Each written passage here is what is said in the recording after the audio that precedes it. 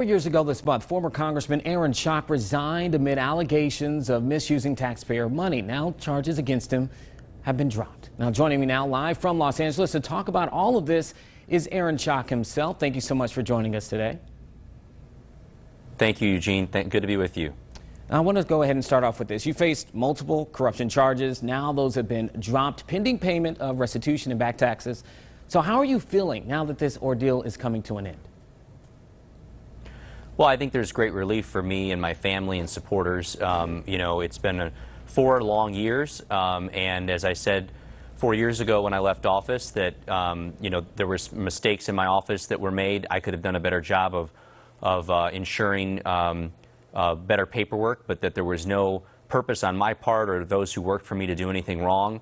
As you know, they audited over $20 million of transactions over 8 years, and the government finally came to me and said, look, we don't think you did anything criminal, but we do think there's about $68,000 of expenses that we found in 4 different accounts that we'd like you to pay back. And I said, that's fine. I'm happy to do that.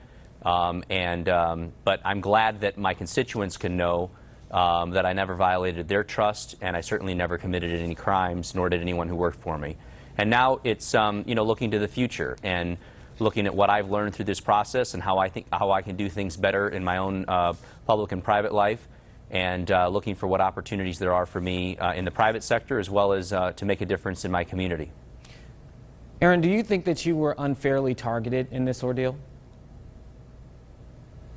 Well, I think anytime you're a high-profile person, you get political attacks launched at you, and certainly I was someone who did not keep my head down when I was in Congress. By my 3rd term, I was in Republican leadership. I was on the most powerful committee in Congress, and I was the 5th highest fundraiser out of 435 people in the Congress. So for those reasons, there's a lot of people that wanted to bring me down, and which is why a lot of the opposition research and attacks that were relayed in the press ended up not being true. As far as the prosecutor who focused on me, he clearly thought I was his ticket to stardom, and I do believe that he ultimately trumped up these charges against me because he thought that this could be the reason why he could become the next U.S. attorney. He was very outward about his interest in that job, and very outspoken to those around him that he thought my case could provide him the justification for a higher position. I was glad that ultimately, because of some of his inappropriate behavior, he was removed from the case, and a new set of prosecutors, looking at all the facts, interviewing all the witnesses, came to the right determination, which was there was no merit to the 24 charges that he brought.